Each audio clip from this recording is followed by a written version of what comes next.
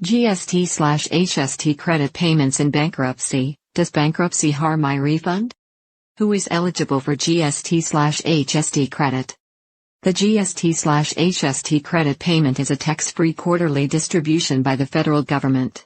It assists people and their family members with low or moderate earnings counter all or a component of the GST or HST that they pay in their everyday lives. The purpose of this Brandon's blog is to discuss Gst/HST credit payments in bankruptcy. The base year is the year of the income tax return used to determine eligibility for the Gst/HST credit payment amount. As an example, Gst/HST credit payments calculated from the 2018 income tax return will start being released in July 2019, which is the start of the repayment year. The payment period ranges from July 1st of the year after the year of the income tax return being relied upon. The payments for that year run to June 30th of the following year. So if the 2018 tax return is being used to calculate eligibility, for those who qualify, the payment year runs from July 1st, 2019, to June 30th, 2020. You qualify for the Gst/HST credit if you are a Canadian resident under the Income Tax Act, Canada, in the month prior to and at the start of the month in which the Canada Revenue Agency, CRA, makes a payment. You also need to satisfy one of that you are at least 19 years of age, have, or had, a spouse or common law partner, are, or were, a parent and also live, or lived, with your son or daughter. What is the maximum income for Gst/HST credit? The maximum income for Gst/HST credit, based on a 2018 income tax return, is a sliding scale as follows. Family members. Family net income $. Single person. $46,649. Single parent 1 child.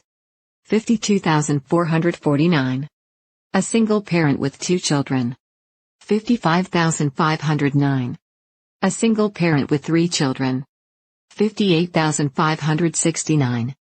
A single parent with 4 children. $61,629. Married or common law with no children.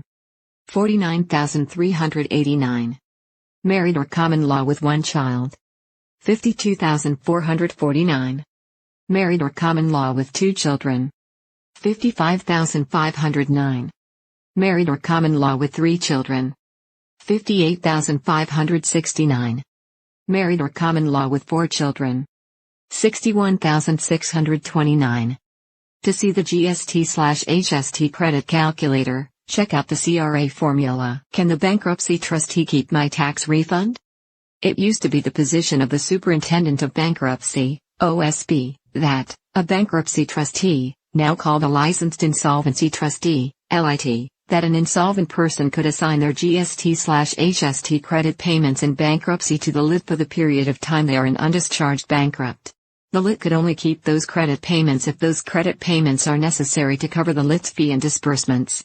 The OSB also stated that it could not be kept in files where there would be a distribution to creditors from the realization of the assets of the bankrupt person.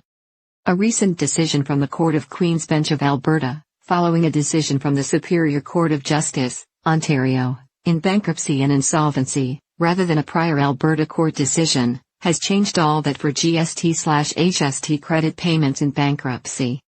The Gst/HST credit payments in bankruptcy case. The Alberta court case decision released on September 17, 2019, is Rights Me Gens, Re. 2019 ABQB 721. The LIT applied for advice and direction as to whether LITs should follow the OSB position paper Gst/HST credit payments in bankruptcy or the prior Alberta court decision. The court reviewed the prior Alberta case, the OSB position paper and the Ontario decision in Glasgow, Re. 2018 ONSC 4608. The OSB position paper follows the Glasgow decision. The Alberta court sided with the OSB's position arising from Glasgow, Re. Here is why.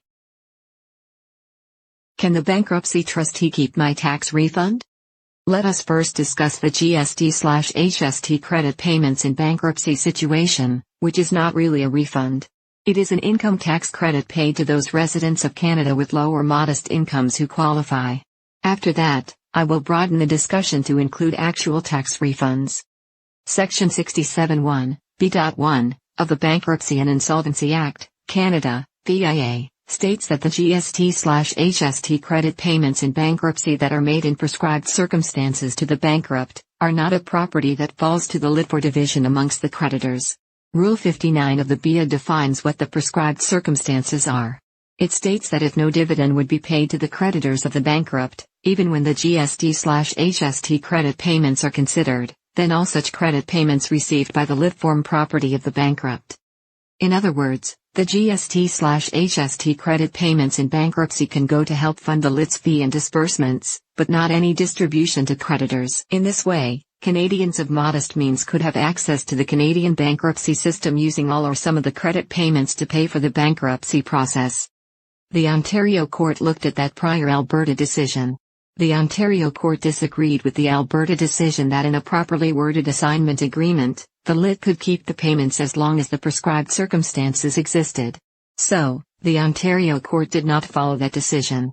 Rather, the Ontario court looked at Section 67 of the Financial Administration Act, which says that a Crown debt is not assignable without a specific Act of Parliament authorizing it.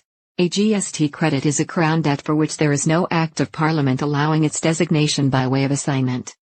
It was this Ontario decision that the Alberta court followed in Rights Megens, Re. 2019 ABQB 721. The OSB position. As a result, the OSB updated its position paper on the topic of Gst/HST credit payments in bankruptcy. The OSB's position is: where there will not be a distribution to creditors, the Gst/HST credit payments comprise property of the bankrupt payable to the lit through the operation of the BIA as described above. Where there will be a distribution to creditors, the Gst/HST credit payments are exempt from seizure, cannot be assigned to the lit and must be paid to the individual. The OSB goes on to give an example as to how a lit may treat the Gst/HST credit payments in bankruptcy that are otherwise exempt. It is a bit cumbersome, but goes as follows. The lit gets a Gst/HST credit check.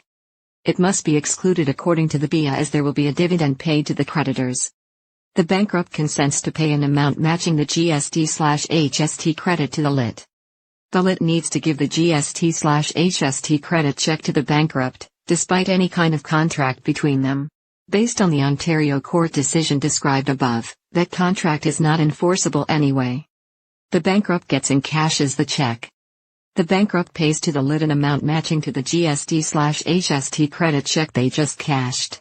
That payment can be by cash, bank draft, money order, or check drawn on the bankrupt person's own checking account. How does filing bankruptcy affect your tax refund? Real income tax refunds are a result of an overpayment of income tax by the tax debtor. In the year of bankruptcy, the two income tax returns that must be prepared and filed are: a pre-bankruptcy income tax return covers your tax obligation from January 1 to the day prior to your date of bankruptcy. The post-bankruptcy income tax return covers the tax obligations from the day of bankruptcy to December 31 of that year.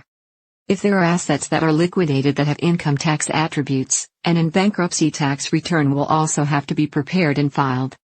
Any pre-bankruptcy income tax refund is a property of the bankrupt divisible amongst the creditors. So, the lit is entitled to keep the pre-bankruptcy income tax refund. It is also possible for the post-bankruptcy income tax refund to be assigned to the lit.